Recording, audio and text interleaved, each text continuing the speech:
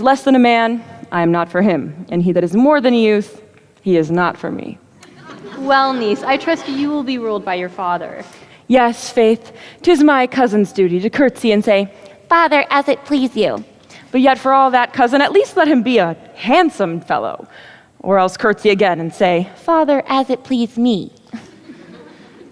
Well, niece, hope to see you one day fitted with a husband. Not until God make man of some other metal than earth. Would it not grieve a woman to be overmastered by a piece of valiant dust? Or to give an account of her life to a clod of wayward marl? No, uncle, I'll none. Daughter, remember what I told you. If the prince do solicit you in that kind, you know your answer. Yes, cousin, the fault will be in the music if you be not wooed in good time. If the prince is too important, remind him that there's measure in everything, and so dance out the answer. You apprehend passing shrewdly. I have a good eye, uncle. I can see a church by daylight. Sister, revelers are entering. Make good room.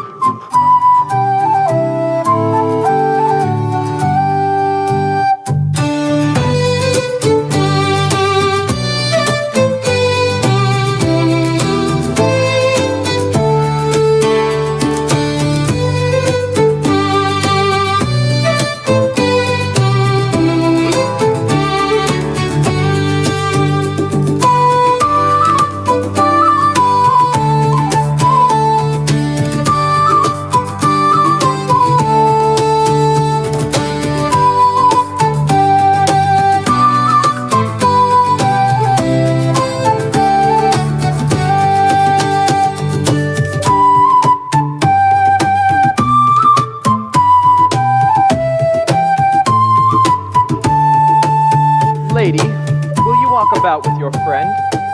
So you walk softly, look sweetly, and say nothing. I'm yours for the walk, and especially when I walk away.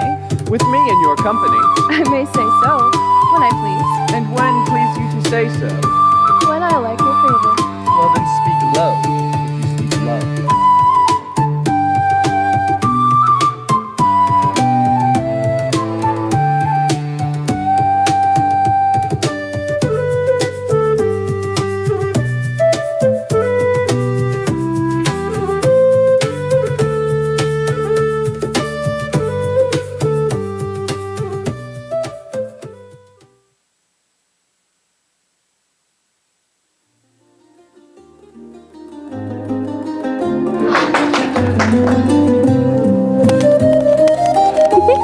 I know you.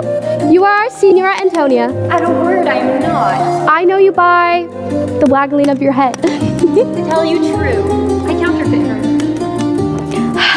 You'd never do her so ill well unless you were the very woman. At a word, I am not. Come, come. Do you think I do not know you by your excellent wits? Go to, Mom. You are she. Graces will appear, and there's an end. Will you not tell me who told you so? Not now. Nor will you tell me who you are? Not I. That I was disdainful and had my good wit out of the 100 merry tales. Well, this was Signor Benedict that said so. I pray you, what's he? Why, he is the prince's jester, a very dull fool. Only his gifting is in devising impossible slanders. None but libertines delight in him. He both pleases men and angers them, and then they laugh at him and beat him. I'm sure he's among the dancers. I would that he had approached me. When I meet the man, I will tell him you have said thus. Do. But he'll break a comparison or two on me, which, peradventure, not marked or not laughed at, strikes him into a melancholy. And there saves a partridge wing, for the fool will eat no supper that night.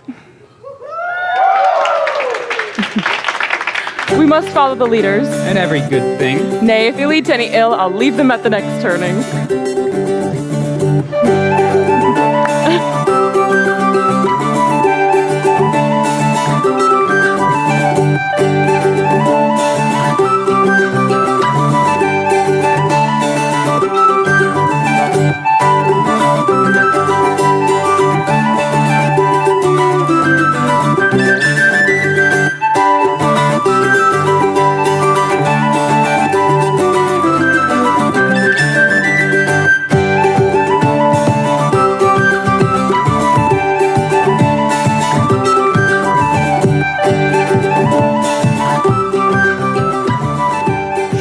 my brother is amorous on Hero, and hath withdrawn with her father to break with him about it.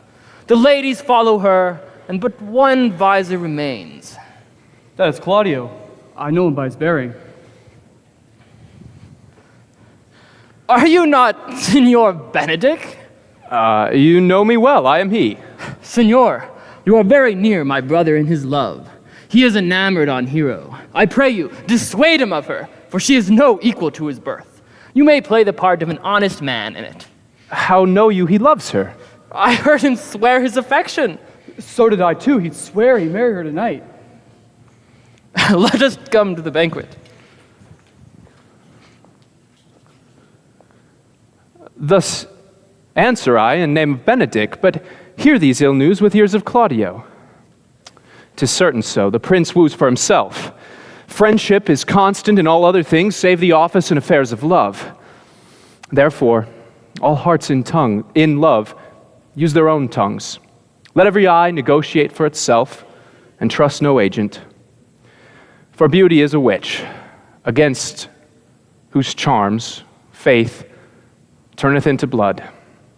This is an accident of hourly misproof, which I mistrusted not.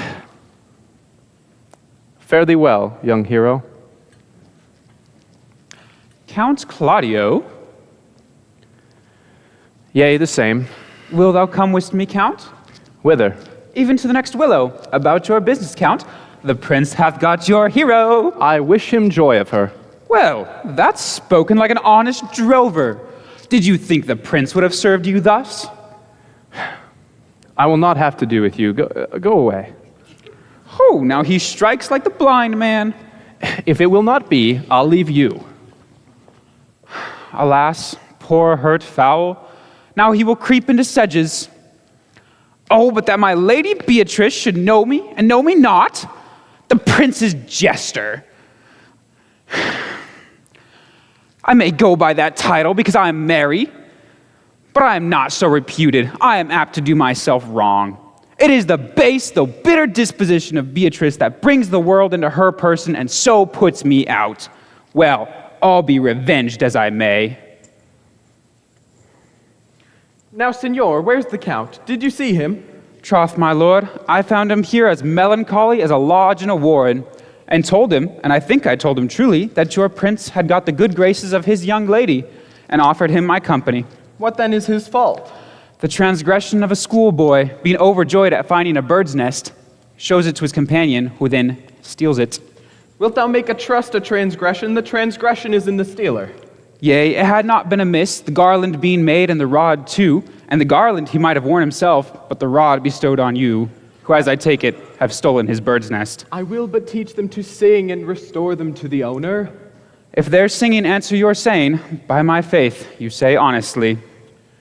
The lady Beatrice hath a quarrel to you. The gentleman that danced with her hath told her she is much wronged by you. She abused me past the endurance of a block. An oak but with one green leaf would have scolded her. Indeed, my very visor began to assume life and argue with her. She told me, not knowing that I was myself, that I was the prince's jester, huddling jest upon jest with such impossible conveyance that I stood like a man at the mark with a whole army shooting at me. She speaks poignards, and every word stabs. Were her breath as terrible as her terminations, there would be no living with her. She would infect to the North Star. I would not marry her, though she were endowed with every gift Adam had before he transgressed. But come, talk not of her, for indeed all disquiet, horror, and perturbation follow her. Look, here she comes. Sir, would you not now send me to any errand? I would go on the slightest service that you can now devise for me. You have no employment for me? None, but to desire your good company. Here is a dish I love not. I cannot endure my lady tongue. Come, lady, come. You have lost the heart of Signor Benedict. Indeed, he lent it me a while, but I gave him use for it, a double heart for a single one. Marry, once he won it of me with false dice, so your grace may well have said I have lost it. You have put him down, lady, you have put him down. So I would not he should do me, my lord, lest I prove the mother of fools. I have brought Count Claudio, whom you sent me to seek. How now, Count? Wherefore are you sad? Not sad, my lord. How then, sick? Neither. The Count is neither sad, nor sick, nor merry, nor well, but civil, Count, civil as an orange, and something of that jealous complexion. In faith, lady, I think your blazon to be true, though I'll be sworn if he be so, his conceit is false. Here, Claudio, I have wooed in thy name, and fair Hero is won. I have broke with her father, and his goodwill obtained. Name the day of marriage, and God give thee joy. Count, take of me my daughter, and with her my fortune. His grace hath made the match, and all grace say, Amen to it. Speak, Count, 'tis your cue. Silence is the perfectest herald of joy. If I were but a little happy, I could say as much. Lady, I am yours. I give myself to you and dote on the exchange. Speak, cousin, or if you cannot, stop his mouth with a kiss so that he may not speak neither. In faith, lady, you have a merry heart. Indeed, I thank it, poor fool. Keeps on the windy side of care. My cousin tells him in his ear that he is in her heart. And so she doth. Thus goes everyone else into the world but I. I am sunburnt. I may sit in a corner and cry, hi-ho for a husband. Lady Beatrice, I will get you one. I would rather have one of your father's getting. Hath your grace ne'er a brother like you? Your father always did get excellent husbands, if a maid could come by one. Will you have me, lady? No, your grace, not unless I may have another for working days. Your grace is far too costly for everyday wear. I beg your grace's pardon. I was born to speak all mirth and no matter. Your silence most offends me, and to be merry best becomes you, for out of question you were born in a merry hour. No, my mother cried, but then a star danced, and under that was I born. Cousins, God give you joy. Niece, will you look to those things that I told you of? I cry you mercy, uncle, by your grace's pardon. By my troth, a pleasant-spirited lady. There is little of the melancholy element in her, my lord, for she is never sad, but when she sleeps. And not ever sad then, for I have heard my daughter say, she has often dreamed of unhappiness and waked herself with laughing. She cannot endure to hear tell of a husband. By my troth, no, she mocks all her wooers out of suit. She were an excellent wife for Benedict. My lord, they were but a week married, they talked themselves mad. Count Claudia, when mean you to go to church? Tomorrow, my lord. Love go on crutches till it have all its rights. Not till Monday, my dear son, and a time too brief, too, to have all things answer my mind. Come, you shake the head at so long a breathing, but I warrant thee, Claudio, the time shall not go dully by us. I will, in the interim, undertake to bring Signor Benedict and the Lady Beatrice into a mountain of affection, the one with the other. I would fain have it a match, and I doubt not but to fashion it, if you three will but minister such assistance as I shall give you direction. My lord, I am with you, though it cost me a 10 nights' watchings. As am I, my lord. And you too, gentle hero? I will do any modest office, my lord, to help my cousin to a good husband. And Benedict is not the unhopefullest husband that I know. Thus far can I praise him. He is of a noble strain, of approved valor and confirmed honesty. I will teach you how to humor your cousin so that she shall fall in love with Benedict. And I, with your two helps, shall so practice on Benedict that in despite of his quick wit and his queasy stomach, he shall fall in love with Beatrice. If we can do this, Cupid is no longer an archer. His glory shall be ours. Go in with me, and I will tell you my drift.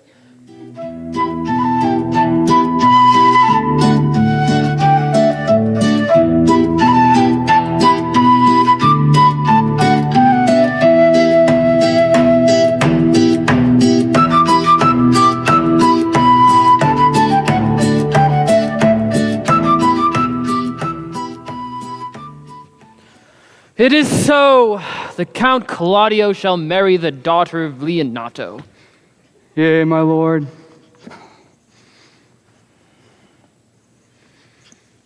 But I can cross it.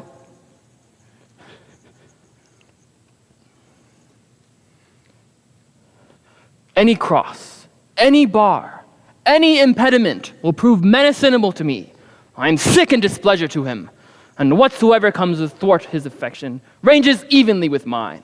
How canst thou cross this marriage? Not honestly, but so covertly that no dishonesty shall appear in me. Yes. Show me briefly how. If you recall, your lordship, about a year since, how I've earned the favor of the waiting gentlewoman to Hero, Margaret. I remember. And how at any unseemable moment of the night, I can call upon her to look out her mistress's chamber window. What life is that to be the death of this marriage? The poison in that lies for you to temper. Go then to the prince your brother. Tell him he hath wronged his honor in marrying the renowned Claudio, whose estimation you do so mightily uphold, to the contaminated stale such as one Hero. But what proof shall I make of that? Proof enough to misuse the prince, to vex Claudio, to undo Hero, and to kill Leonato. Look you for any other issue? Only to despite them. I will endeavor anything. Go then, find me a meet hour, draw the prince and Claudio alone. Tell them you know Hero loves me. They'll scarce believe it without instances. Offer them instances. There shall appear no less likelihood than to see me at her chamber window. Hear me call Margaret Hero. Hear Margaret term me Claudio, and there shall appear no less likelihood than Hero's disloyalty. Oh, that jealousy shall be called assurance, and all the preparations overthrown. Grow this to what adverse issue it can. I will put it into practice. Be cunning in the working of this, and thy fee is 1,000 ducats. Be constant in your accusation, and my cunning shall not shame me. I shall presently go learn their day of marriage.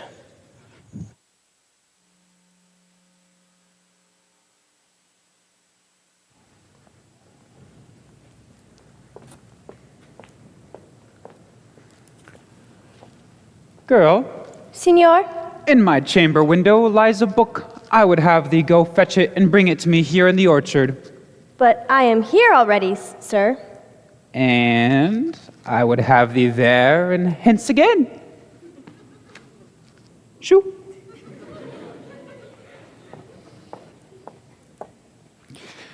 I do much wonder that one man, seeing how much another man is a fool, when he dedicates his behaviors to love, and hath laughed at the shallow follies of others, will become the argument of his own scorn by falling in love. And such a man is Claudio. I have known him when there was no music but the drum and the fife, and now he would rather listen to the timbre and the pipe. He was wont to speak plainly like an honest man and a soldier, and now he has turned orthography. His words are a very fantastical banquet, so many strange dishes. May I be so converted and see with those eyes? I cannot tell. I think not. I will not be sworn, but love may transform me to an oyster. I will not take my oath on it, but till love hath turned me to an oyster, it shall never make such a fool out of me. One woman is fair, yet I am well. Another is wise, yet I am well. Another is virtuous, yet I am well. Till all graces be found in one woman,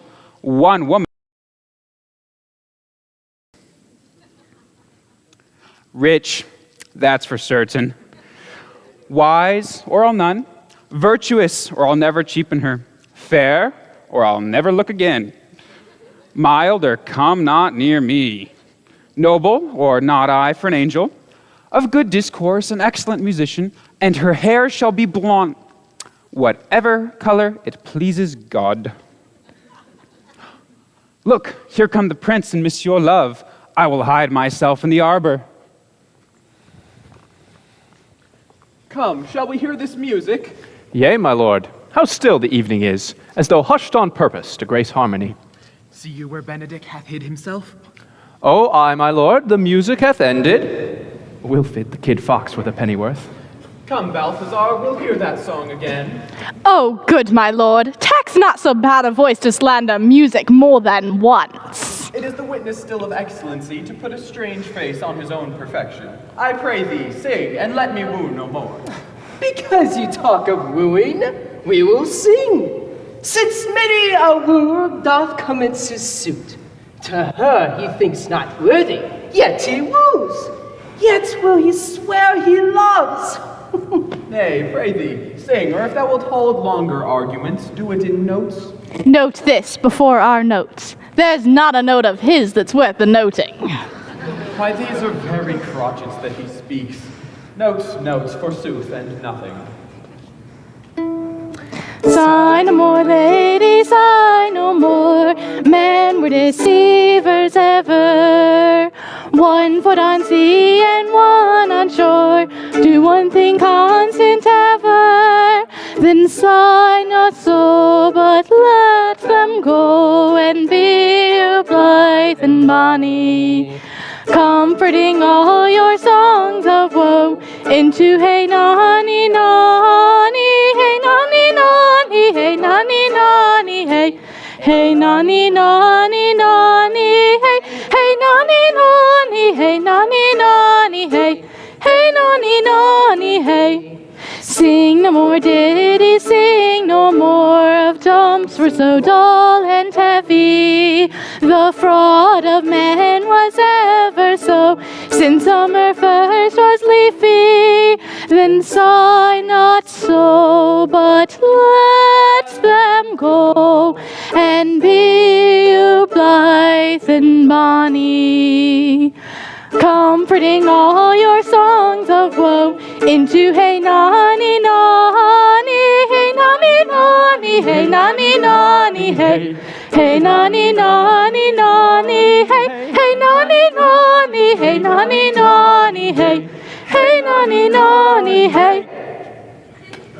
By my troth, a good song. And an ill singer, my lord. Ah, no, faith, thou singest well enough for a shift. Were he a dog have howled thus, they would have hanged him. Yea, Mary, dost thou hear, Balthazar? I pray thee, get us some excellent music, for tomorrow night we would have it at the Lady Hero's chamber window. The best we can, my lord. Do so, farewell. Come hither, Leonardo. What was it you told me of today, that your niece Beatrice was in love with Signor Benedict? Oh, aye. Stalk on, the fowl sits. I did never think that lady would love any man. No, nor I neither, but most wonderful. She should so dote on Signor Benedict, whom she hath, in all outward behaviors, seemed ever to abhor. Is it possible? Sits the wind in that corner? My lords, I could not tell what to think of it, but that she loves him with an enraged affection. It is past the infinite of thought. Yes, indeed. It were good that she knew of it by some other, if he will not discover it. Maybe she doth but counterfeit with her love. Faith, like enough. Counterfeit? There was never counterfeit of passion came so near the life of passion as she discovers it. Why, what effects of passion shows she? Bait the hook well. This fish will bite. What effects? She will sit you. I doubt it not.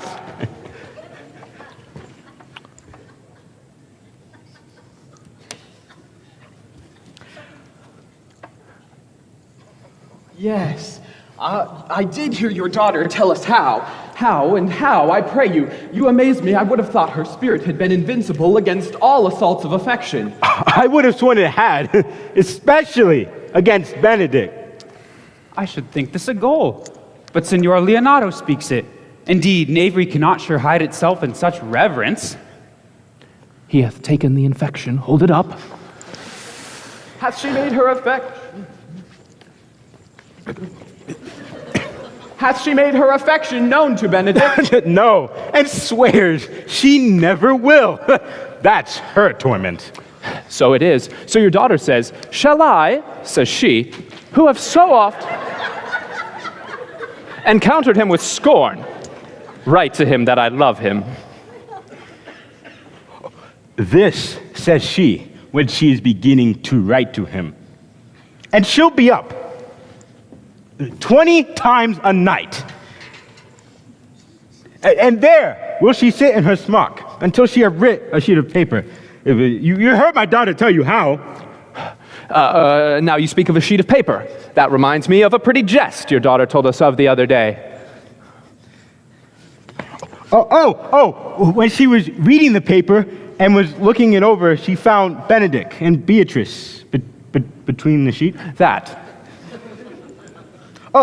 And she tore the letter into 1,000 halfpence, railed at herself that she should be so immodest as to write to one that she knew would flout her.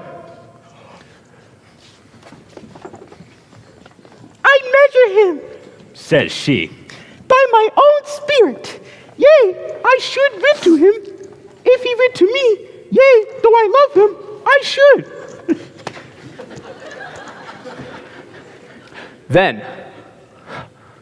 Then down on her knees she falls, weeps, sobs, tears her hair, beats her heart, prays, curses. Oh, sweet Benedict, God, give me patience. This is true. This is true. My daughter says so. In fact, the ecstasy has so much overborne her that my daughter is sometimes afeared. She'll do a desperate outrage to herself. It is very true. It were good that Benedict knew of it by some other, if she will not discover it. To what end, my lord? He will simply make a jest of it, and torment the poor lady worse. And he should it were an on to hang him. She's an excellent sweet lady, and out of all suspicion, she is virtuous. And she is exceeding wise. In everything but in loving Benedict. True.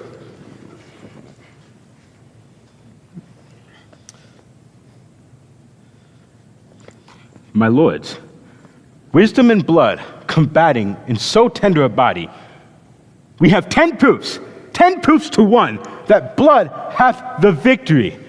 I am sorry for her, having just cause being her uncle and her guardian. I would she had bestowed this dotage on me. I would have made her half myself, daft all other respects, and I pray you tell Benedict of it and hear what he will say. Were it good, think you? Hero says she will surely die. For, she says, she will die if he love her not, and she will die ere she make her affection known to him, and she will die ere she bate one breath of her accustomed crossness. She doth well. If she should make tender of her love, 'tis very possible he'll scorn it. For the man, as you know all, hath a contemptible spirit. No. He is a proper man. He hath indeed a good outward happiness. And I take him to be wise. He doth indeed show some sparks that are like wit. And he is valiant. I assure you, and in the managing of quarrels, you may say he is wise, for either he avoids them with great discretion, or undertakes them with a most Christian-like fear. If he do fear God, then he ought to necessarily keep peace. And if he break it, then he ought to enter a crow with fear and trembling. And so will he do, for the man doth fear God.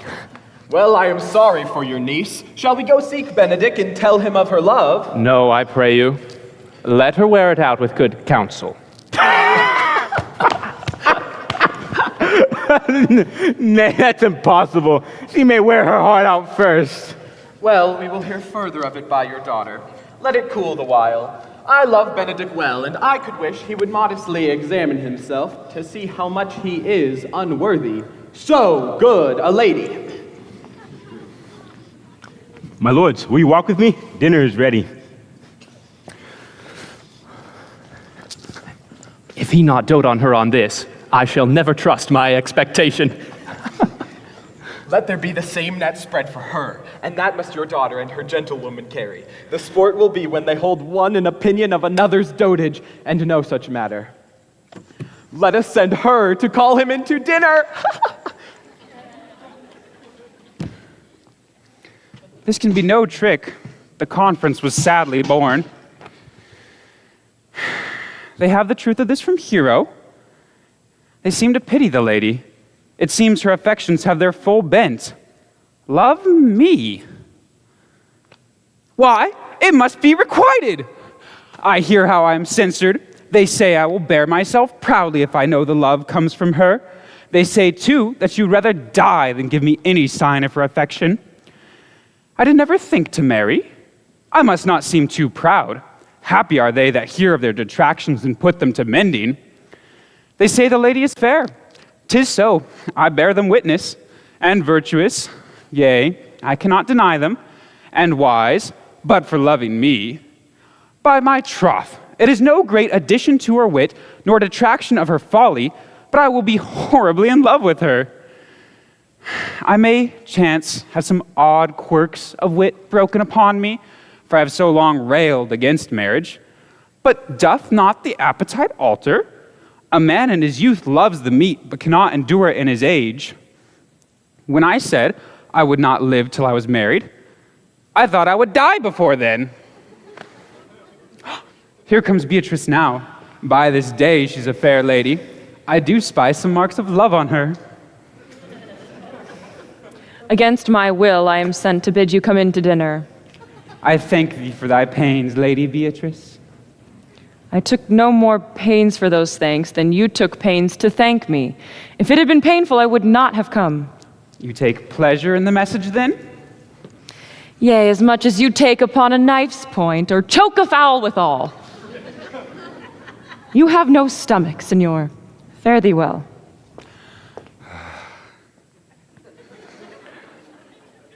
Against my will, I am sent to bid you come in to dinner. There's a double meaning in that.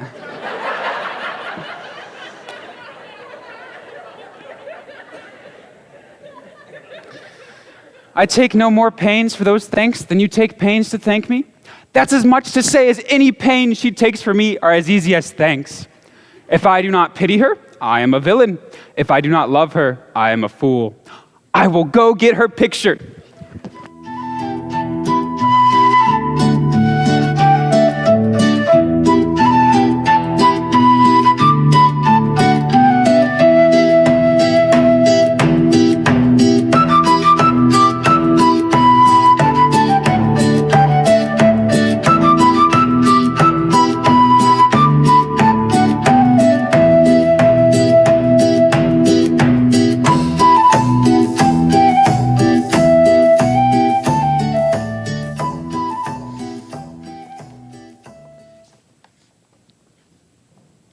Good Margaret. Run thee to the parlor. There shalt thou find thy cousin Beatrice proposing with the prince and Claudio. Whisper her ear and tell her I and Ursula walk in the orchard, and our whole discourse is all of her. Say that thou wilt rehearse us. Bid her steal into the garden. There she will hide herself to listen to our propose. This is thy office. Bid thee well in it and leave us alone. I'll make her come, I warrant you, presently. Now, Ursula, when Beatrice doth come, as we do trace this alley up and down, our talk must only be of Benedict. When I do name him, let it be thy part to praise him more than ever mentioned in man. My talk to thee shall be how Benedict is sick in love with Beatrice. Of this matter is Cupid's crafty arrow made, which only wounds by hearsay. Now begin, for look where Beatrice, like a lapwing, runs close to the ground to hear our conference. No, truly, Ursula, she's too disdainful. I know her spirits are as wild and cold as haggards of the rock. But are you sure that Benedict loves Beatrice so entirely? So says the prince and my new children. Oh, and did they bid you tell her of it, madam? They did entreat me to acquaint her of it, but I persuaded him that if they love Benedict, to wish him wrestle with affection, and never to let Beatrice know of it. Why did you so? Doth not the gentleman deserve as full and fortunate a bed as ever Beatrice Caltripon? Oh, I know he doth deserve as much as may be yielded to a man, but nature never framed a woman's heart of prouder stuff than that of Beatrice. Disdain and scorn rise sparkling in her eyes, despising what they look on, and her wit values itself so highly. All matter else seems weak. She cannot love, nor take notice, nor project of affection. She is so self-endeared.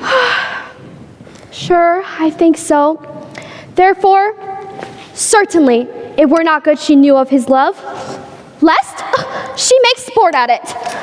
Why you speak truth? I never yet saw a man how wise, young, noble, how rarely featured. But she would spell him backwards. So turns she every man the wrong side out, and never gives to truth and virtue that which simpleness and merit purchase. Sure, such carping is not commendable. No, but who dare tell her so? If I should speak, oh, she would mock me into air, laugh me out of myself, press her to death with wit. Therefore, let Benedict, like covered fire, consume away inside, waste inwardly.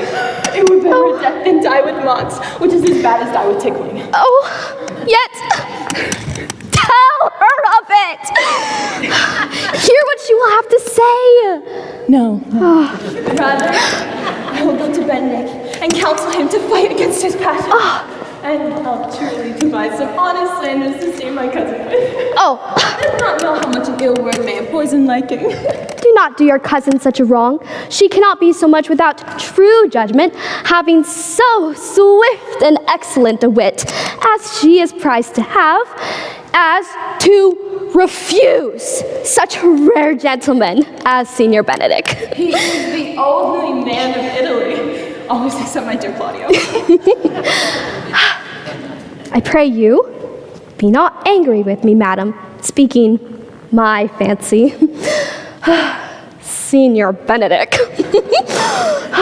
For shape, for bearing, for argument, and valor, goes foremost in report through Italy. He indeed has an excellent good name. His excellence did earn it ere he had it.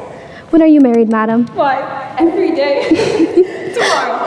Come in. I'll show thee some attires and have thy counsel on which is the best to furnish me with tomorrow. She's limed, I warrant you. We've caught her, madam. If it proves so, then loving goes by haps. Some Cupid kills with arrows, some with traps. What? What fires in mine ears? Stand I condemned for pride and scorn so much? Contempt, farewell, maiden pride, adieu. No glory lives behind the backs of such.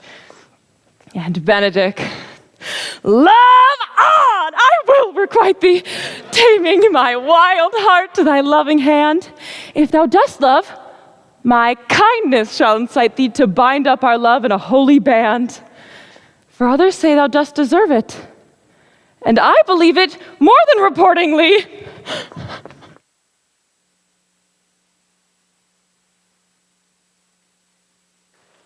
I do but stay till your marriage be confirmed, and then go I toward Aragon. I'll go thither with you, my lord, if you'll vouchsafe me. Nay, that would be as great a soil in the new gloss of your marriage as to show a child his new coat and forbid him to wear it. I will only be bold with Benedict for his company, for from the crown of his head to the sole of his foot he is all mirth. He hath twice or thrice cut Cupid's bowstring, and the little hangman dare not shoot at him. He hath a heart as sound as a bell, and his tongue as the clapper, for what his heart thinks, his tongue speaks. Gallants, I'm not as I have been. So say I. Methinks he was sadder. I hope he be in love. Hang him, truant. There's no true drop of blood in him to be truly touched with love. If he be sad, he wants money. I have a toothache. Draw it. Hang it. You must hang it first and draw it afterwards. What, sigh for the toothache? Where is but a humor or a worm? Well, any man can master grief, but he that has it. Yet say I, he is in love. There is no appearance of fancy in him, unless it be a fancy that he hath to strange disguises, as to be a Dutchman today, a Frenchman tomorrow. Unless he have a fancy to this foolery, as it appears he hath, he is no fool for the fancy, as you would have it appear he is. If he be not in love, there is no taking old signs. A brush is his hat in the morning. What could that bode? Hath any man seen him at the barber's? No, but the barber hath been seen with him. And that old ornament of his face hath already been used to stuff many tennis balls. Indeed, he looks younger than he did. By the loss of a beard! Nay, and rubs himself with perfume. Can you smell him out by that? And when was he wont to wash his face? Yea, or to paint himself, for the which I hear what they say of him.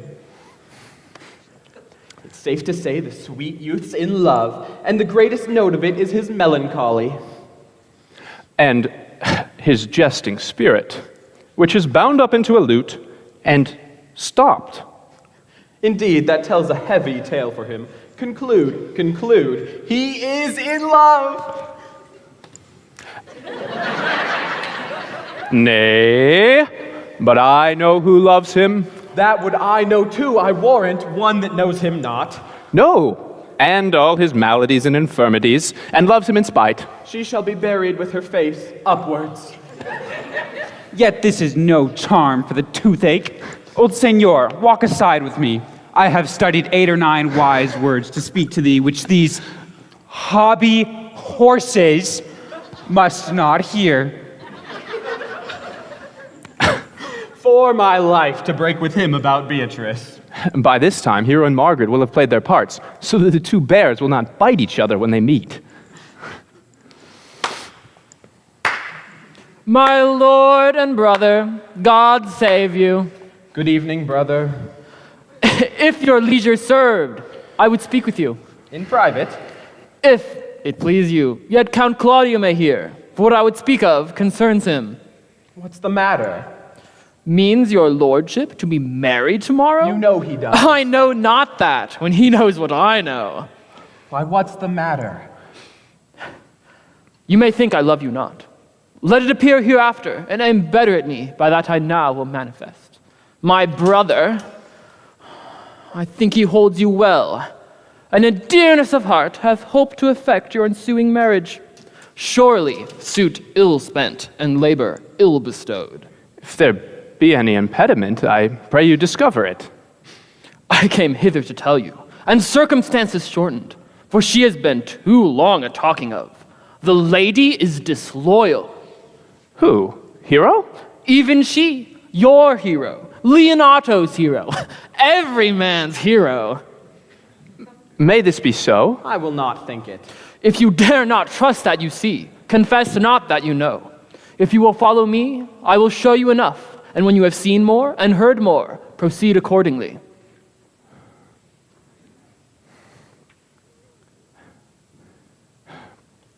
If I see anything tonight, why I should not wed her, then tomorrow, in the chapel where we would be wed, there will I shame her. And as I wooed with thee to obtain her, I will join with thee to disgrace her. I will disparage her no farther till you are my witnesses. Bear it coldly but till midnight, and let the issue show itself. Oh, day untowardly turned. Oh, mischief strangely thwarting. Oh, plague right well prevented. So you will say once you have seen the sequel.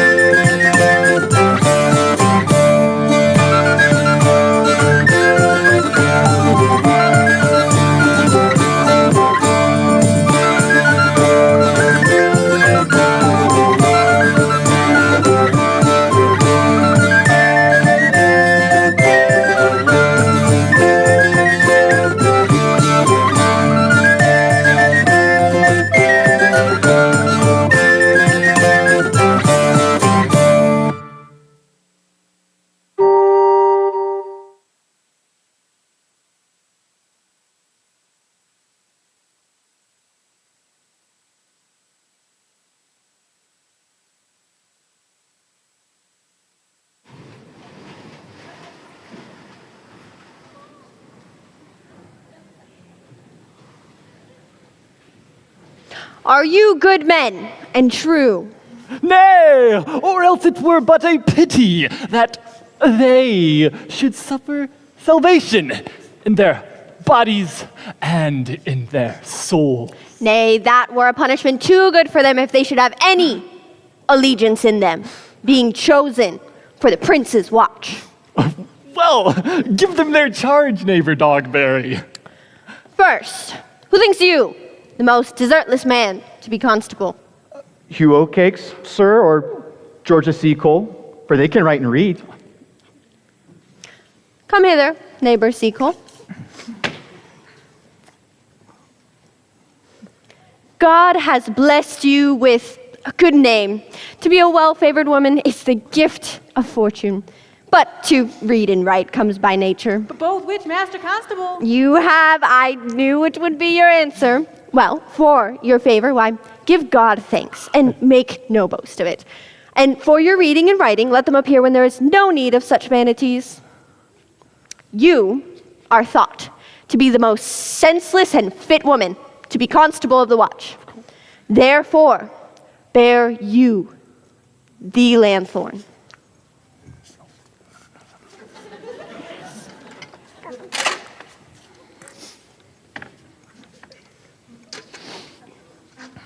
This is your charge.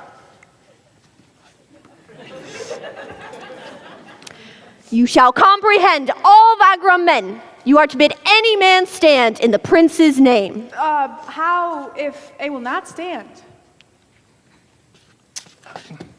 Why, take no note of him, and let him go, and presently call the rest of the watch together, and thank God you have rid yourself of a knave. If he will not stand when he is bidden, then he is none of the prince's subject. True, and he is to meddle with none but the prince's subjects. Also, you are to make no noise in the streets. For the watch, to babble and to talk is most tolerable, and not to be endured. We will rather sleep than talk. We know what belongs to a watch. Why, you speak like a most ancient and quiet watchman. For I cannot see how sleeping should offend. Only have care that your bills not be stolen. If you meet a thief, you may suspect him by virtue of your office to be no true men, and for such men, the less you make and meddle with them, why, the more is for your honesty. If we know him to be a thief, shall we not lay hands on him? Truly by your office you may, but I think they that touch pitch will be defiled. The most peaceable way for you, if you encounter a thief, is to let him show himself what he is and steal out of your company. You have always been called such a merciful woman, partner. 'Tis very true. This is the end of your charge. You are to present the prince's own person. If you meet the prince, you may stay him. Nay, that I think and cannot. 5 shillings to 1 he won't, with any man that knows the statutes. He may stay him, but not without the prince be willing, for the watch ought to offend no man. And to stay a man against his will is an offense.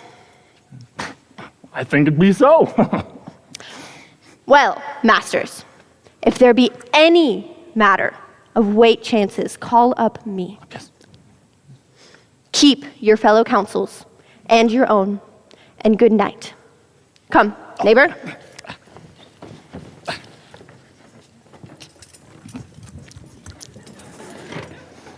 Well, Master, we hear our charge.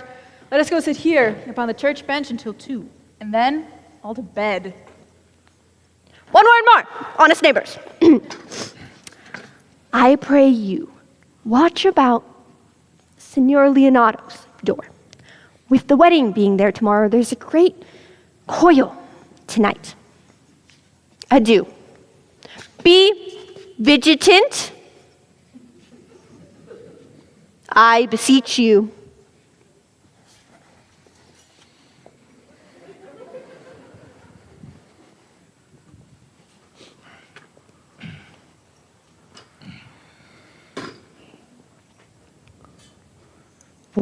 Conrad?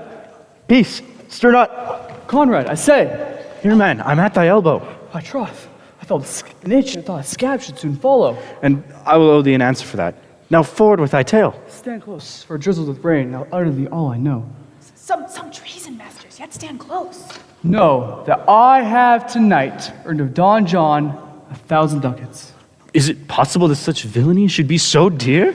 Thou shouldst rather ask if it is possible for such villainy to be so rich. For when rich villains have need of poor, then the poor may ask whatever they need. I wonder at it. That shows thou art unconfirmed. Know that I have tonight wooed Margaret by the name Hero. She leans out her lady's chamber window and bids me 1,000 times good night. I tell this tale vilely, but know that Don John, my master, first drew the prince and Claudio and planted, placed, and possessed them in the orchard the very night this amiable encounter. And thought they Margaret was Hero? 2 of them did. The devil, my master, knew she was Margaret. But I must say, firstly, by his oath, which partly did deceive them, and partly by the night, which did cover it, but chiefly by my villainy, which did confirm any slander my master hath imparted. Oh, away went Claudio, enraged, swore he'd meet her at the appointed time, and before the whole congregation, send her home without a husband. In the name of the prince, stand. Call up the right master constable. We have here recovered the most dangerous piece of lechery ever recovered in the Commonwealth. There's a fourth one among them. I know him by Ware's Walk. Masters! You'll be made to bring unconfirmed forth, I warrant you. Masters! Speak not, for we will command you to obey us. We'll prove a goodly commodity, taken up by these men's bills. A commodity in question, I warrant you. Come now, we'll obey you.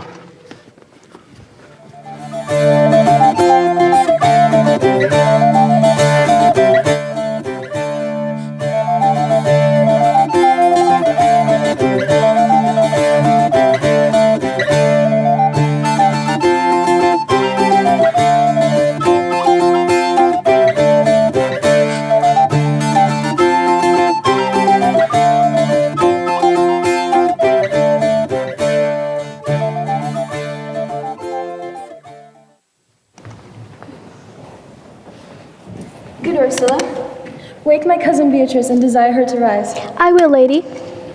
And bid her come hither. Well. Troth, I think your other rabato better. No? Pray thee, good Meg, I'll wear this. By my troth, 'tis not so good, and I warrant your cousin will say so. My cousin's a fool, and thou art another. I'll wear none but this. I like the new tire within excellently, if the hair a thought browner, and your gown's a most rare fashion in faith.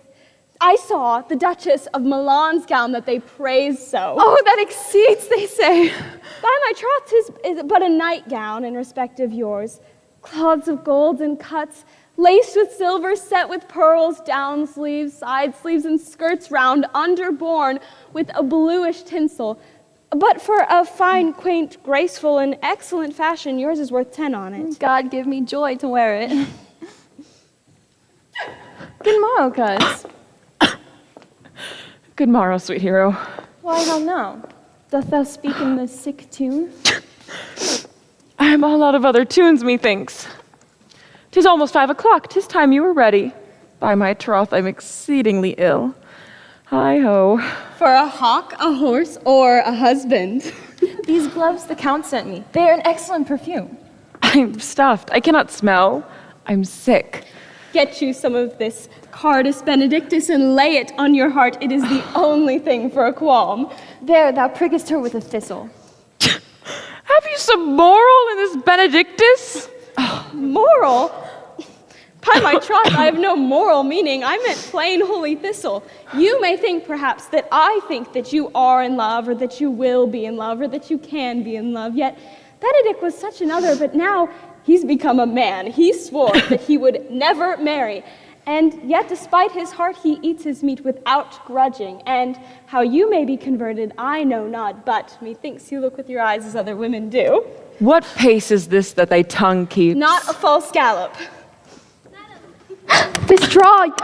The prince, the count, Senior Benedict, Don John, and all the gallants of the town are come to fetch you to church. Oh, come after us, me good cuz, good Meg, good Ursula.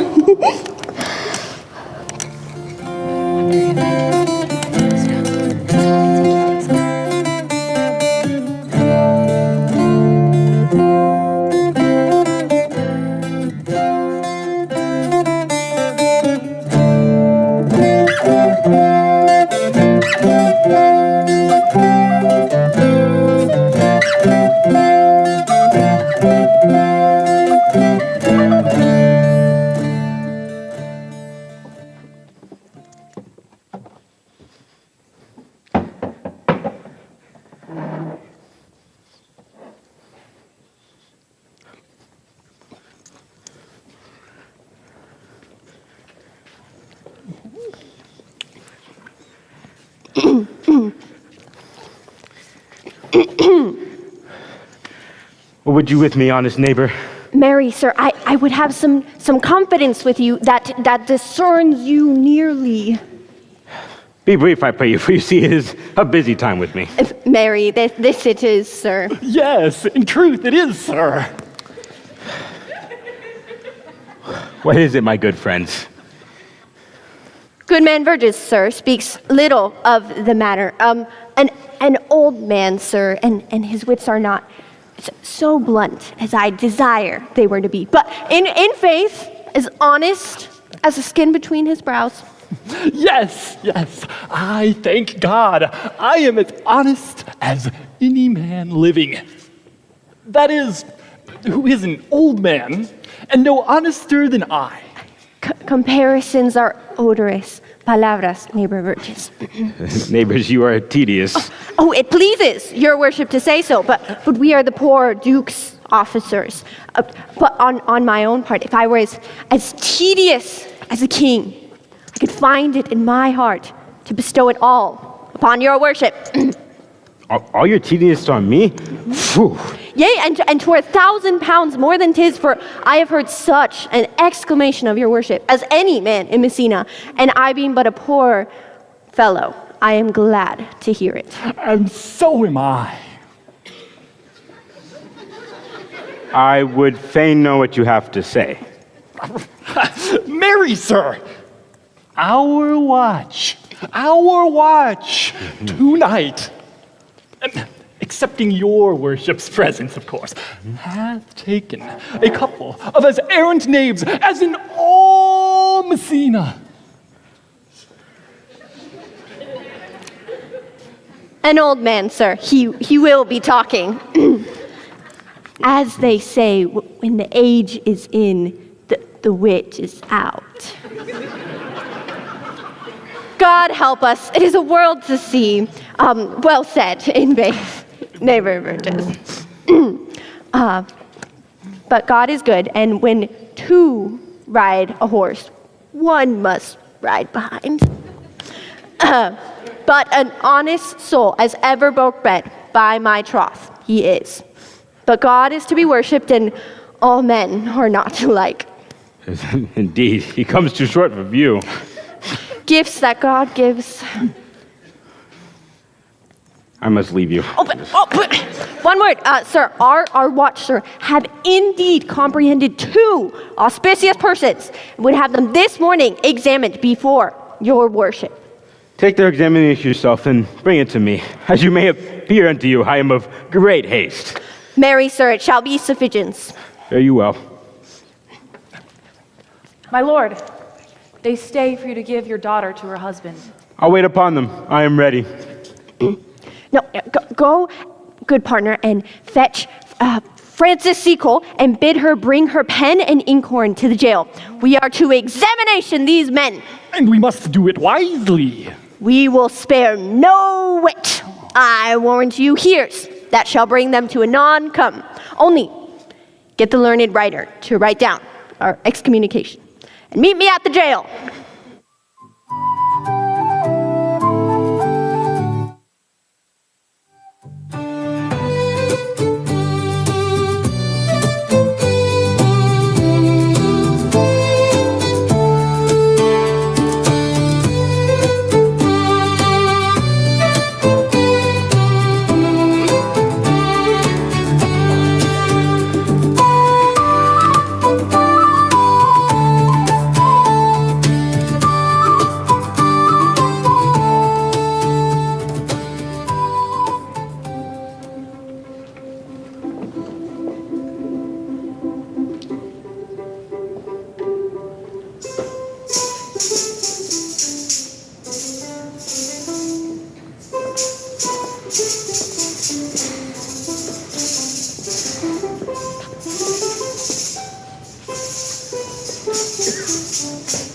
Be brief, friar, only to the plain forms of marriage, and then you shall recount the particular duties afterward.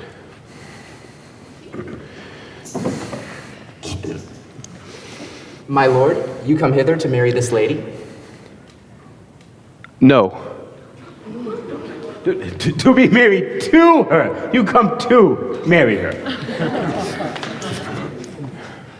My lady, you come hither to be married to this count? I do. If any of you know any inward impediment why these two should not be so conjoined, I charge you on your souls to utter. Know you any, hero? None, my lord. Well, know you any, count? I dare make his answer, none. Oh, what men dare do. What men may do. What men daily do, not knowing what they do. How now? Interjections? Why then some be of laughing as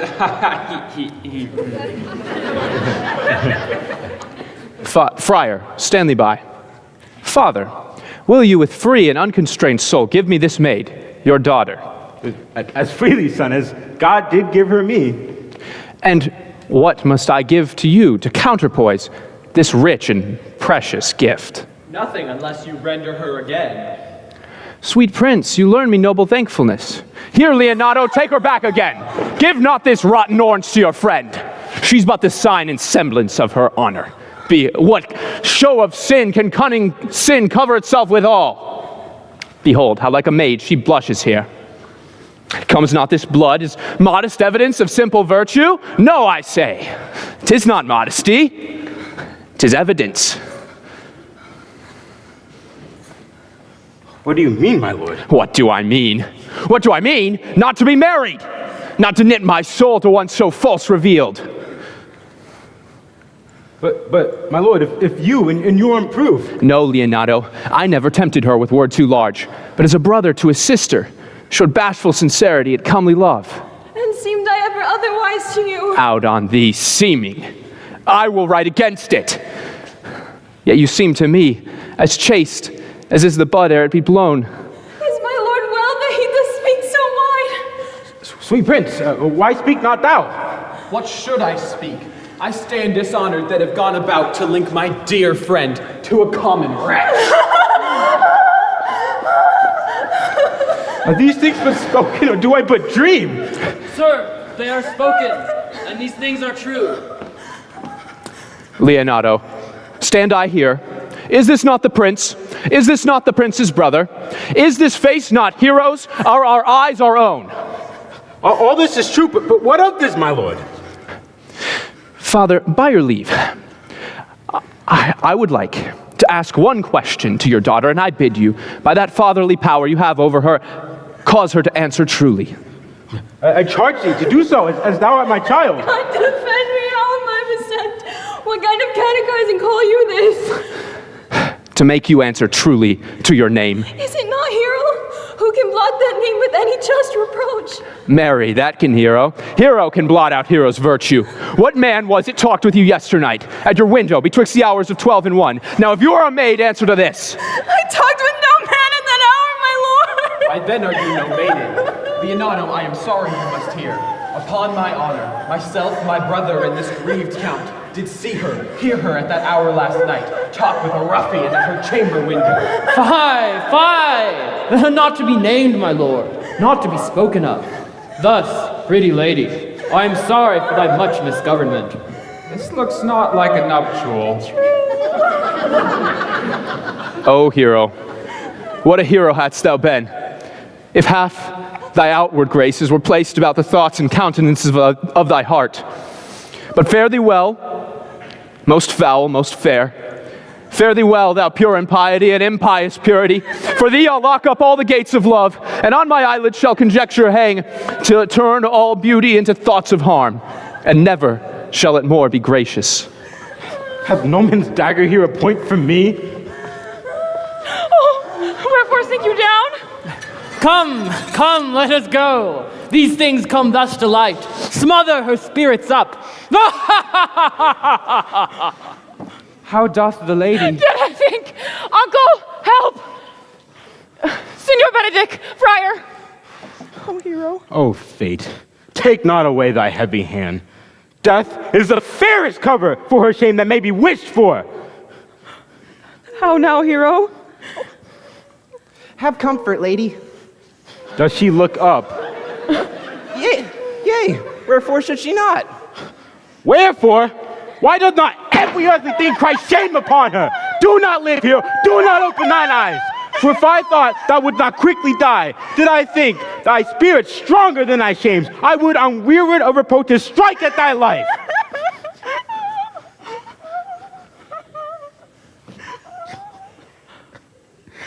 Why ever was thou lovely in my eyes?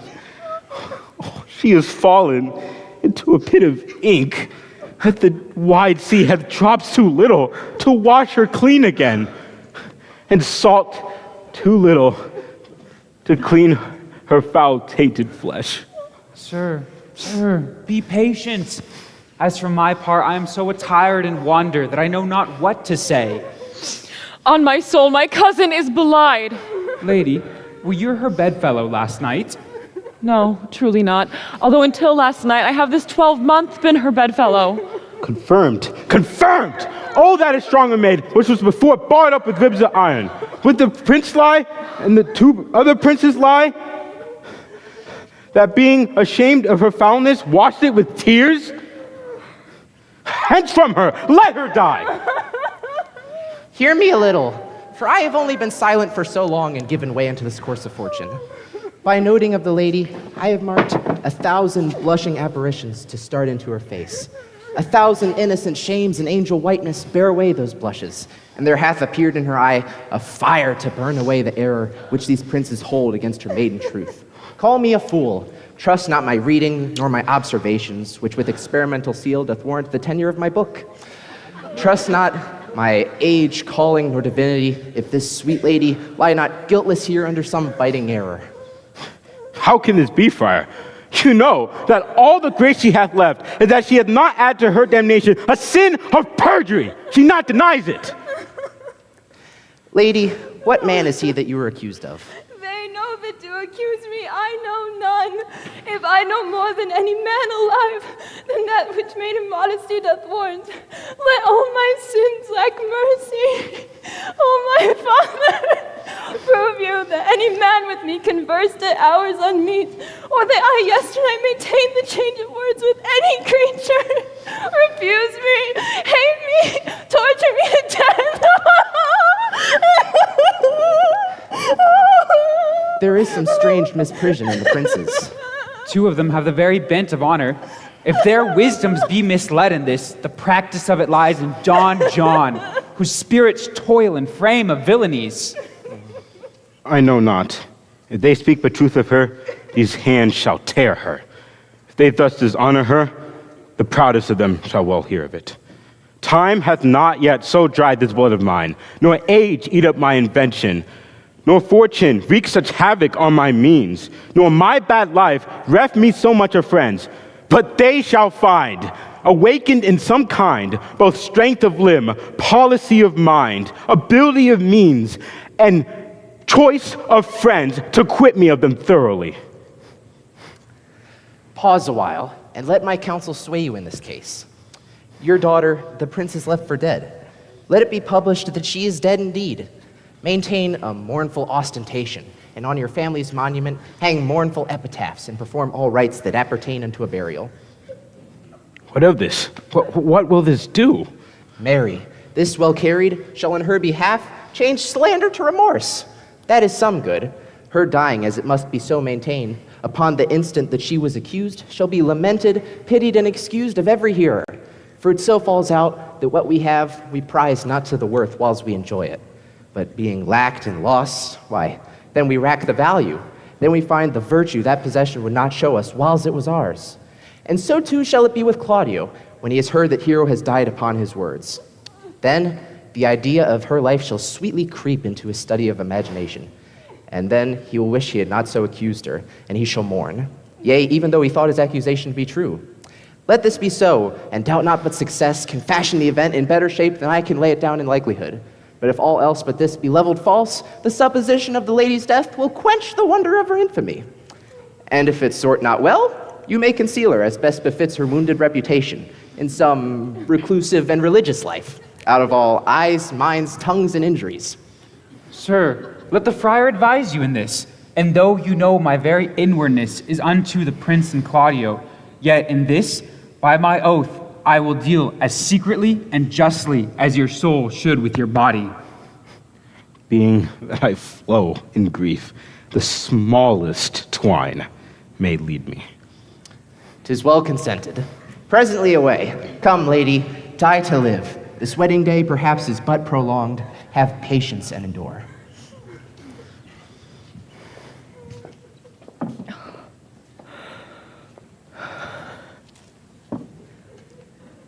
Lady Beatrice, have you wept yet all this while? Yea, and I will weep a while longer. I would not desire that. You have no reason. I do it freely. Surely I do believe your fair cousin is wronged. How much might the man deserve of me that would right her? Is there no way to show such friendship? A very even way, but no such friend. Might a man do it? It is a man's office, but not yours. I do love nothing in the world so much as you. Is that not strange? As strange as the thing I know not, it were as possible for me to say that I love nothing so well as you. But believe me not, yet I lie not. I confess nothing, nor deny nothing. I am sorry for my cousin. Lady Beatrice, by my sword, thou lovest me. Well, do not swear by it and eat it. I will swear by it that you love me, and make him eat it that say I love you not. Will you not eat your word? With no sauce that can be devised for it. But I protest, I love thee. Why then, God forgive me. What offense, sweet Beatrice? You have stayed me at a happy hour, for I was about to protest that I loved you. Then do so with all thy heart. I love you with so much of my heart that there is none left to protest. Come, bid me do anything for thee. Kill Claudio.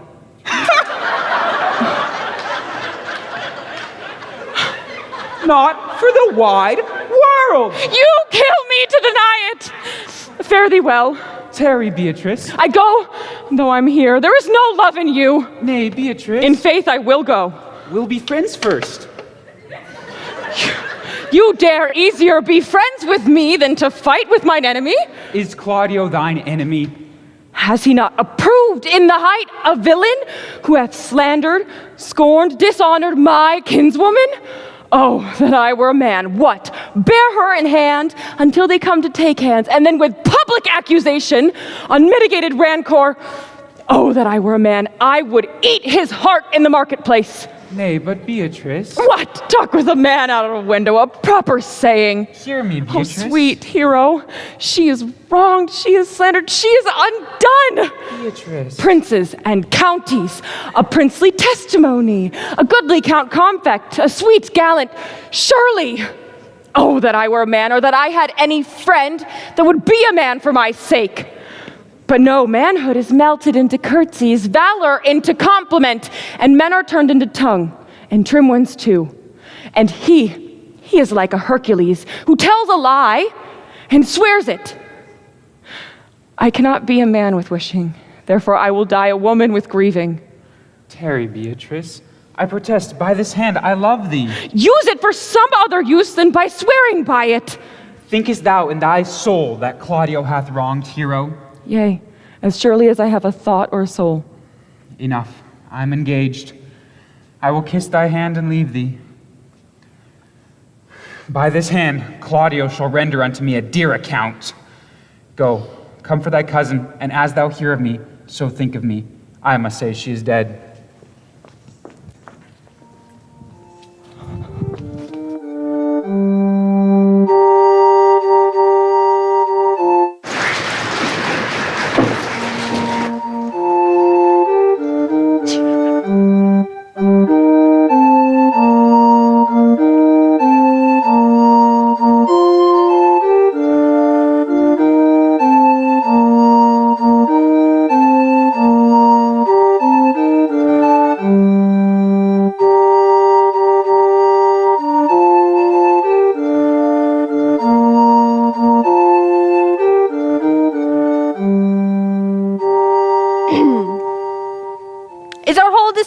appeared?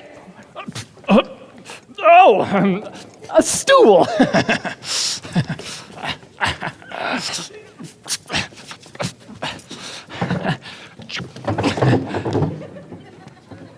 And a cushion.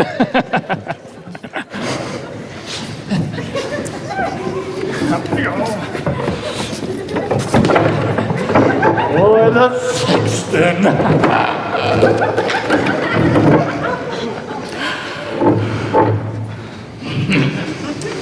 Which day that happens? Mary, that am I, and my partner. Nay, that's certain. We have the exhibition to examine. But which are the offenders that are to be examined? Let them come before Master Constable. Mary, let them come before me.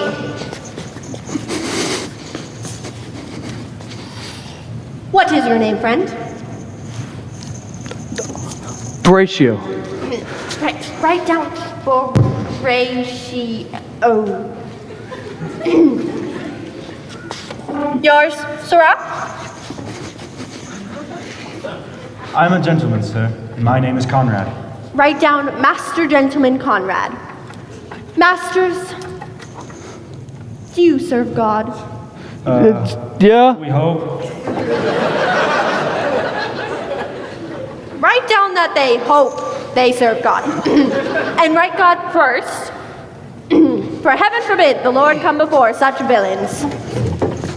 Masters, it is proven already that you are little better than false names, and it will go to be thought so shortly. How answer you for yourselves? Marry, sir, we say we are none. Marvelous witty fellows. I assure you, I will go about with him. Come you, sir, a word in your ear. I say to you, it is thought that you are false knaves. Sir, I say to you, we're none. Well, then stand aside, for they are both in a tale. Have you written down that they are none? Master Constable, you go not the way to examine. You must bring forth the watch that are the accusers. Mary, that is the surest way. Come forth, watch.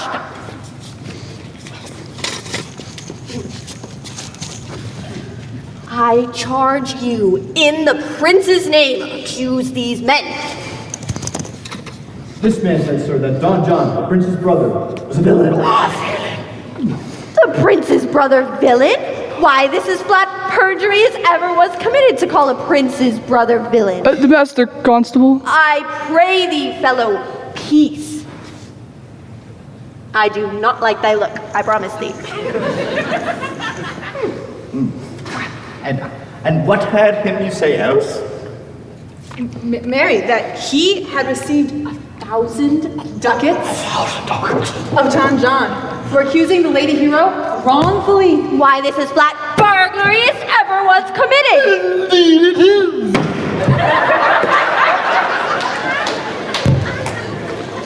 What else? And that Count Claudio did mean upon his words to disgrace Hero before the whole assembly and not marry her. Villain! Thou will be condemned into everlasting redemption for this. And then, what else? This is all? And this is more, masters, and excuse me, than you can deny.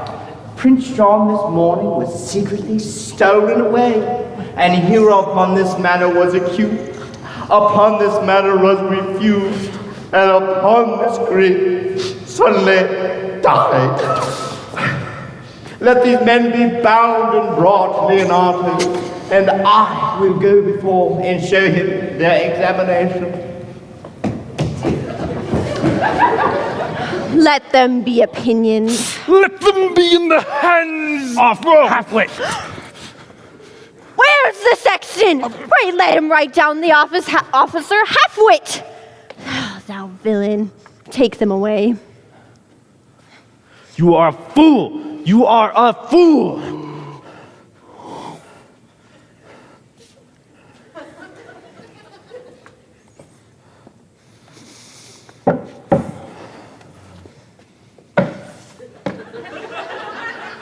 dost thou not suspect my place?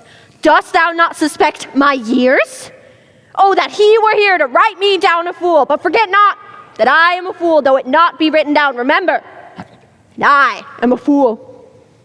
Oh, villain, thou art full of piety, and it will be proven upon thee by good witness. I am a wise fellow. And which is more, an officer.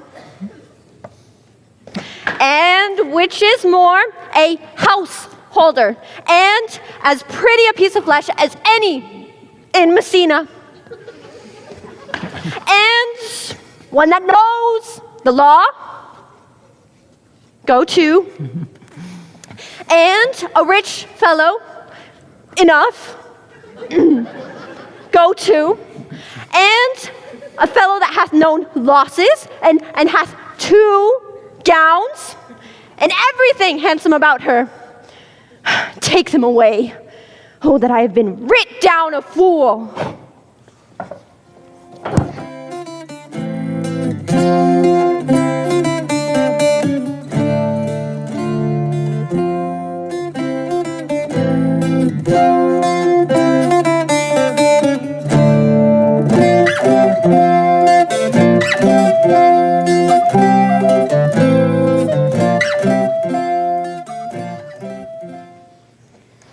If you go on thus, you will kill yourself, and 'tis not wisdom thus to second grieve against yourself.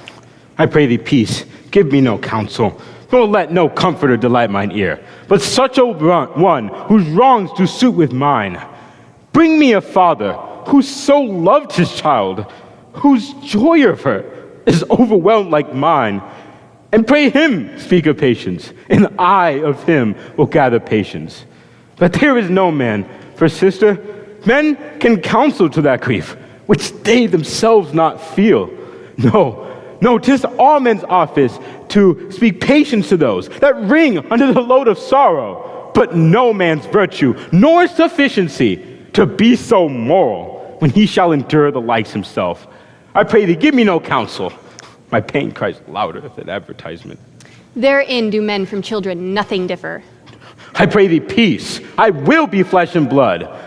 There was never yet philosopher which could endure the toothache patiently. Yet bend not all the harm upon yourself. Make those that do offend you suffer too. There thou speakest reason. Nay, I will do so. And that will Claudio know, and so shall the prince, and all them that thus dishonor her. Here come the prince and Claudio hastily. Good evening. Good evening, my lords. Hear you, my lords. We will not. Well, are you so hasty now, my lord? Well, all is one. Nay, do not quarrel with us, good old man. If he could right himself with quarreling, some of us would lie low.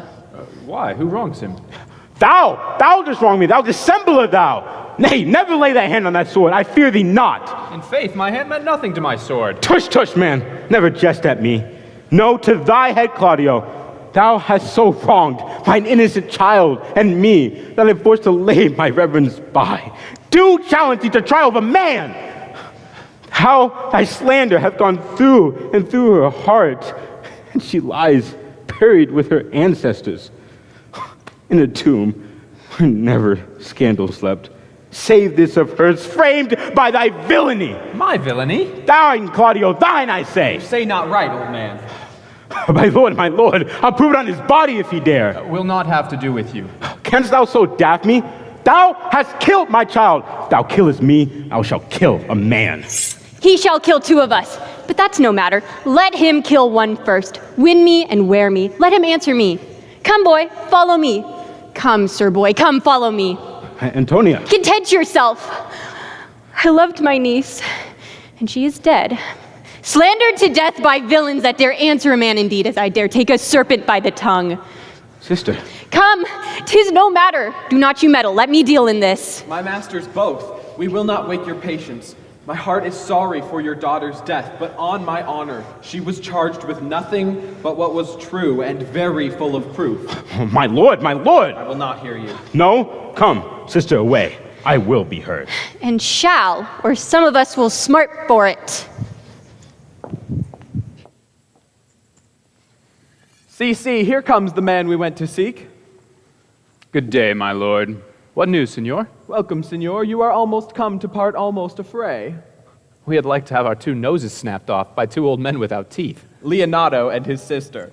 What thinkest thou? Had we fought, I doubt we should have been too young for them. A false quarrel. There's no true valor. I came to seek you both. We have been up and down looking for you, for we are high-proof melancholy, and would fain have it beaten away. Wilt thou use thy wit? Shall I speak a word in your ear? You are a villain. I jest not. I will make it clear how you dare, with what you dare, and when you dare. Do me right, or I will protest your cowardice. You have killed a sweet and innocent lady, and her death shall fall heavy upon you. Come, let me hear from you. Well, I will meet you, so I may have good cheer. What, a feast, a feast? In faith, I thank him. Your wit ambles well, my lord. It goes easily. I'll tell thee how Beatrice praised thy wit the other day. I said thou hadst a fine wit. True, says she, a fine little one. Nay, said I, a great wit. Just, said she, it hurts nobody. Nay, said I, the gentleman is wise. Certain, said she, a wise gentleman. Nay, said I, he hath the tongues. That I believe, said she, for he swore to me a thing on Monday night which he forswore on Tuesday morning. There's a double tongue, there's 2 tongues. Thus did she an hour together transshape thy particular virtues. Yet at last she concluded with a sigh, thou wast the properest man in Italy. For the which she said, she cared not. Yea, that she did. But yet for all that, and if she did not hate him deadly, she would love him dearly. The old man's daughter told us all. All. And God saw him when he was in the garden. But when shall we set the savage bull's horns on the sensible Benedict's head? Yea, and the text underneath, here is Benedict, the married man. Fare you well, boy. You know my mind. I will leave you now to your gossip-like humor. My lord, for your many courtesies, I thank you. I must discontinue your company. Your brother Don John is fled from Messina. You have among you killed a sweet and innocent lady. As for Lord Lackbeard there, he and I shall meet again. Till then, peace be with him. He is in earnest. In most profound earnest, and I'll warrant you, for the love of Beatrice. And hath challenged thee. Most sincerely. What a pretty thing man is when he goes in his doublet and hose and leaves off his wit. He is then a giant to a man, but then an ape is a doctor to such a man. But soft you, let me be. Pluck up my heart and be sad, for did he not say my brother was fled? Come you, sir, if justice cannot tame you, she shall never weigh more reason than her pallance. Nay, you be a hypocrite once, you will be looked to. How now, 2 of my brother's men bound, Horatio 1. Inquire after their offense, my lord. Officers, what offense have these men done? Marry, sir.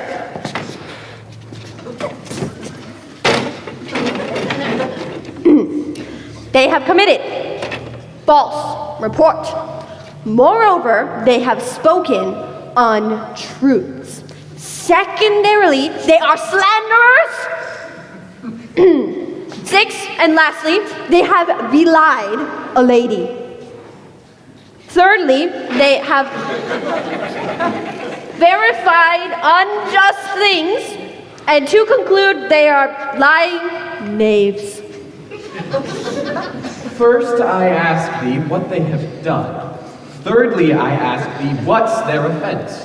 6th and lastly, why they are committed. And to conclude, what lay you to their charge? Rightly reasoned, my lord. And there's one meaning well suited. Who have you offended, masters, that you are thus bound to your answer? This learned constable is too cunning to be understood. What's your offense? Sweet prince, what your wisdoms cannot discover, these shallow fools have brought to light, who in the night heard me confessing to this man how Don John incensed me to slander the Lady Hero. My villainy they have on record. Do you hear me? I'd rather seal this with my death than repeat it over with my shame. The lady is dead upon mine and my master's honor. And briefly, I desire nothing more than the reward of a villain. speech like iron through your blood? I have drunk poison while he uttered it. But did my brother set thee on to this? Yea, paid me richly for it. He is composed and framed of treachery, and fled he is upon this villainy. Sweet hero, now I see thee in that rare semblance which I loved first. Come, bring away the plaintiffs. By this time, our sexton hath informed Senor Leonardo of the matter. And do not forget to specify, when time and place allow, that I am a fool. Here comes Master Signor Leonato, and the sexton too. Which is the villain? Let me look into his eyes, that when I note another man like him, I may avoid him. Which of these is he? If you know your wronger, look upon me. Art thou the slave that with thine breath has killed mine innocent child? Yea, even I alone.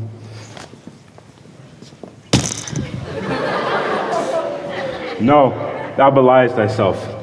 Here stand a pair of honorable men. A third is fled that had a hand in it. I thank thee, princes, for my daughter's death. Record it with your high and worthy deeds. 'Twas bravely done if you bethink you of it. My lord, I know not how to pray your patience, but I must speak. Choose your revenge. Lay upon me any penance you desire for my sin. Yet know that I sin not, save in mistaking, by my soul nor I. And yet to satisfy this good old man, I would bend under any heavy weight that he'll enjoin me to. I cannot bid you bid my daughter live. But I pray you, possess the people in Messina here, how innocent she died, and hang her an epitaph upon her tomb, and sing her to her bones. Sing it tonight. Tomorrow, come you to my house, and since you could not be my son-in-law, be yet my nephew. My sister hath a daughter, almost a copy of my daughter that's dead.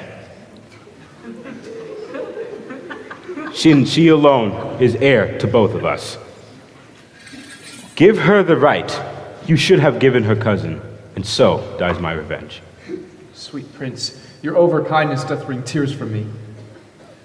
I do accept your offer, and do away henceforth with poor Claudio. Tomorrow then, I will expect you coming. Tonight, I take my leave. This naughty man shall be face to face brought to Margaret, who I believe was brought in all this wrong, hired to it by your brother. No, by my soul, she was not, nor knew not what she was doing that night. But hath always been just and virtuous. This I know her by.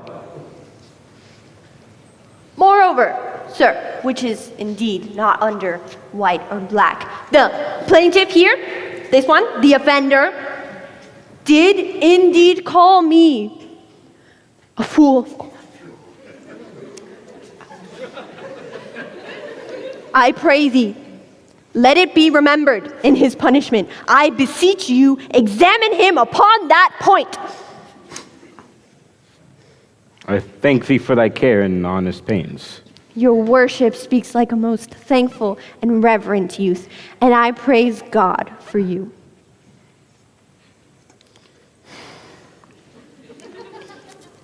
Here's for thy pains. I leave an errant knave in your presence, which I beseech your worship to correct yourself for the example of others. God restore you to your health. I wish thee well.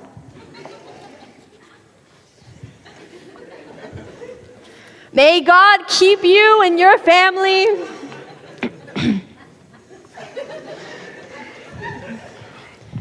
I humbly give you leave to depart, and if a merry meeting were ever to be wished, God prohibit it.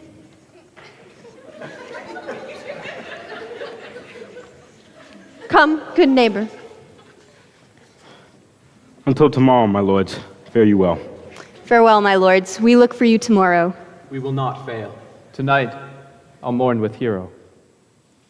Take you these fellows on, We'll go talk with Margaret, see how her acquaintance grew with this wicked fellow.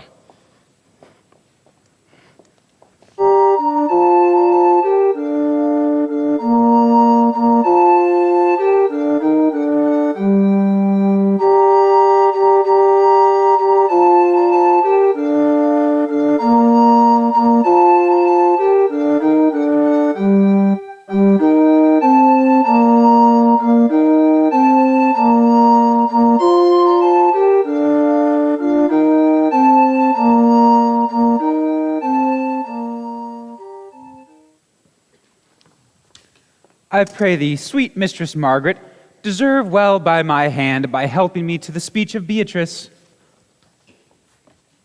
Will you then write me a sonnet in praise of my beauty?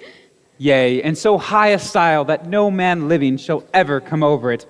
For in most comely truth thou deservest it. Now I pray thee, call Beatrice. Well, I will call Beatrice to you, who I think hath legs. And so shall come. The God of love that sits above and knows me and knows me. I mean in singing. Alas, I cannot show it in rhyme. I have tried. No, I was not born under a rhyming planet, nor can I woo in festival terms. I can find no word for fool, but school. Lady Beatrice, wouldst thou come when I called thee? Yea, Signor, and depart when thou bidst me. Oh, but stay but till then. Then is spoken. Fare thee well. Yet, ere I go, let me go with that which I came for, which is knowing what hath passed between you and Claudio. Only foul words, and thereupon I will kiss thee. Foul words is but foul wind, and foul wind is but foul breath, and foul breath is noisome. Therefore I will depart unkissed. Thou hast frightened the word out of his right sense, so forcibly is thy wit. But come, I must tell thee plainly. Claudio undergoes my challenge, and I must either hear from him shortly, or I will subscribe him a coward. But come, for which of my bad parts did thou first fall for me? For them altogether, for they maintain so politic a state of evil, they would not admit any good part to intermingle with them. Now tell me, for which of my good parts did you first suffer love for me? Suffer love, a good epitaph, for truly I love thee against my will. In spite of your heart, I think. Alas, poor heart. If you'll spite it for my sake, I will spite it for yours, for I could never love that which my friend hates. You and I are too wise to woo peaceably. But come, how doth thy cousin? Very ill. And how do you? Very ill too. Serve God, love me, and mend. And thereupon I will leave thee, for here comes one in haste. Madam, you must come to your uncle. Yonder's the house in its uproar. It is proved my lady Hero hath been falsely accused. The prince and the count mightily abused, and Don John is the author of it all, who is fled and gone. Will you come presently? Will you come hear this news, Signor?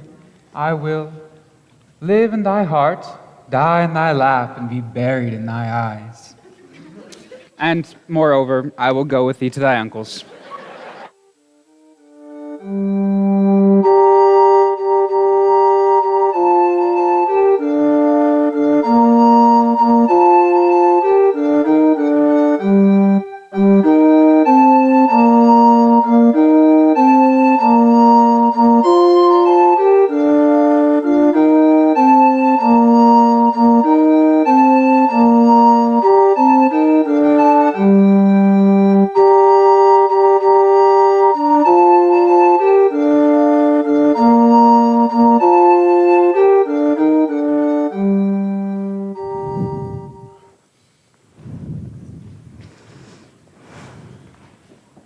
Is this the monument of Leonardo? It is, my lord. Done to death by slanderous tongues is the hero that here lies. Death and guerdon of her wrongs gives her fame which never dies. So the life that died in shame lives again in glorious fame. Hang thou here upon this tomb, praising her when I am mute. Now strike up, pipers. Sing your mournful hymn. Pardon God.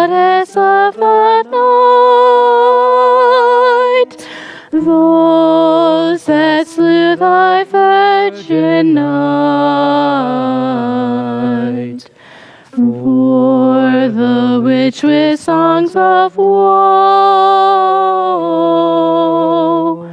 round about her tomb they go.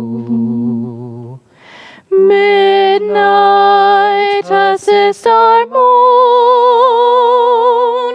Help us to sigh and groan. Heavenly, heavenly,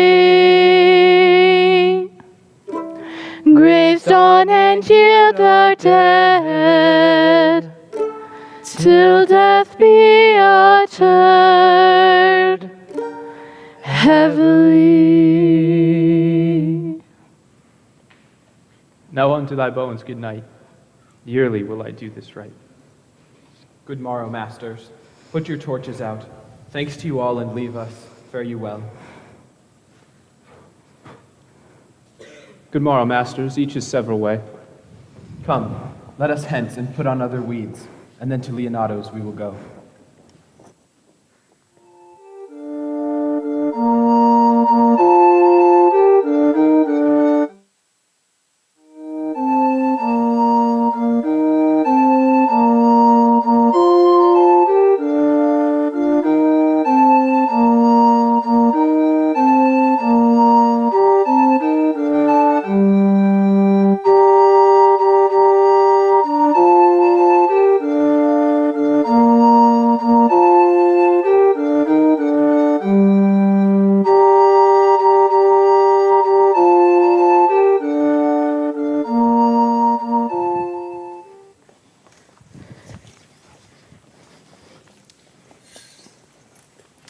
Did not I tell you she was innocent?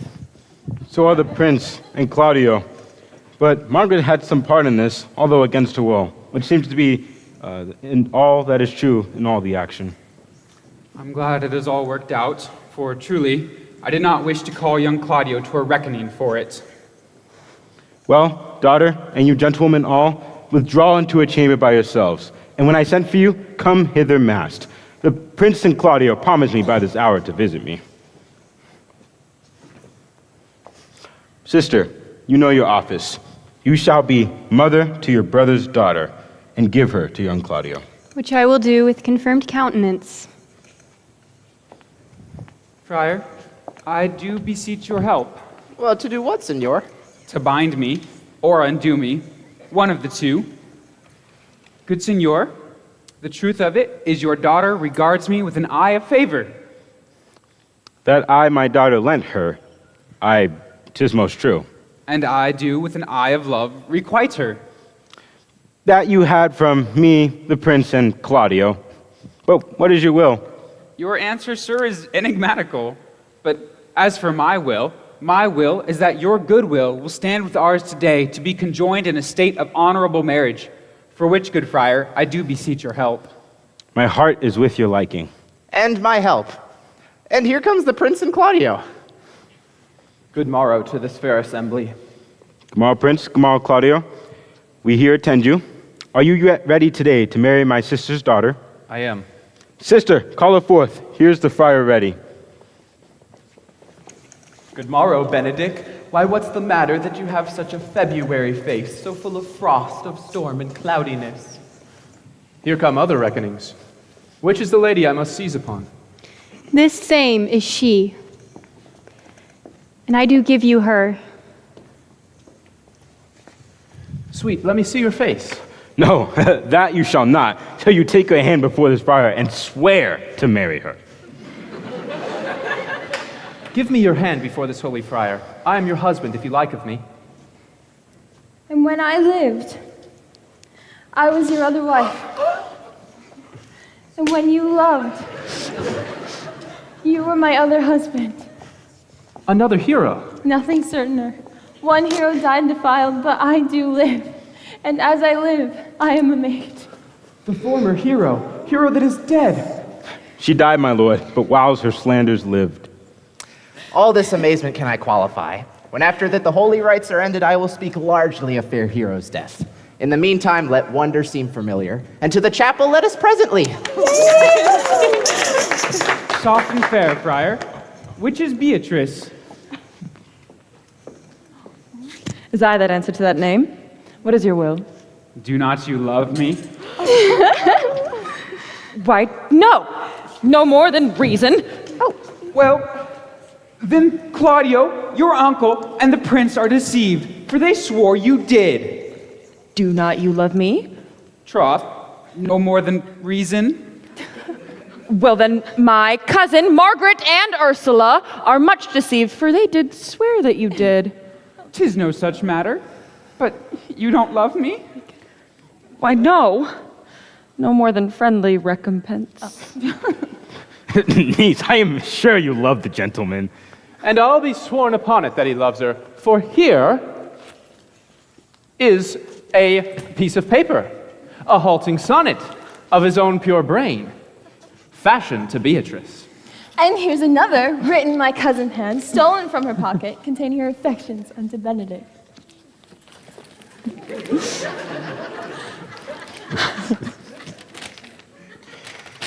'Tis a miracle. Here's our hands against our hearts. Come, by this light I will have thee.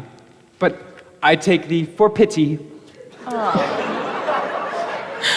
But by this good day, I would not deny you, because I'm under great persuasion, for I was told that you were in consumption. Peace, I will stop thy mouth. How dost thou, Benedict, the married man? I tell you what, Prince, a college of witcrackers cannot flout me out of my humor. Since I do purpose to marry, I will think nothing of any purpose the world may say against it, and therefore never jest at me for what I have said against it. For man is a giddy thing, and this is my conclusion. As for thy part, Claudio, I did thinks to have beaten thee, but as thou art like to be my kinsman, live unbruised and love my cousin.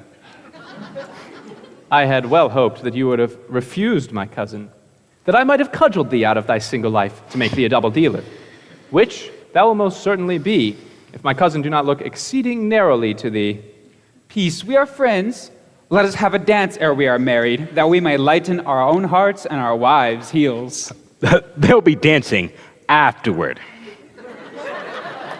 First of my word, therefore, play music.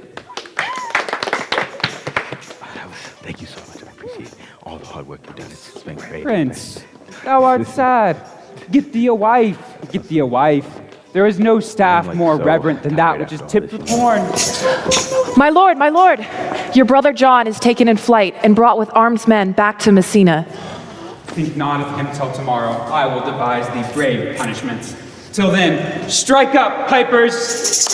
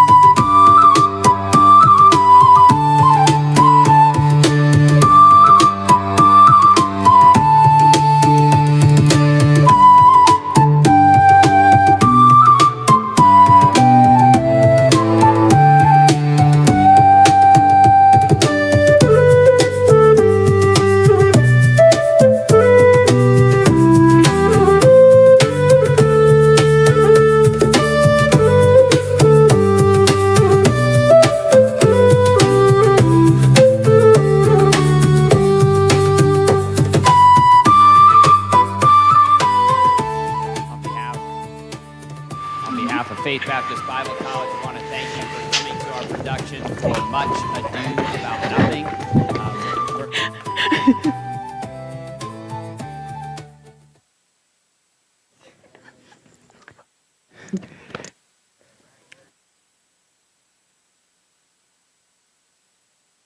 Here at Faith Baptist Bible College is to take the word to the world, and we've seen that lived out tonight even through the creativity and collaboration and excellence of this play. So thank you to our students, thank you to our staff and faculty,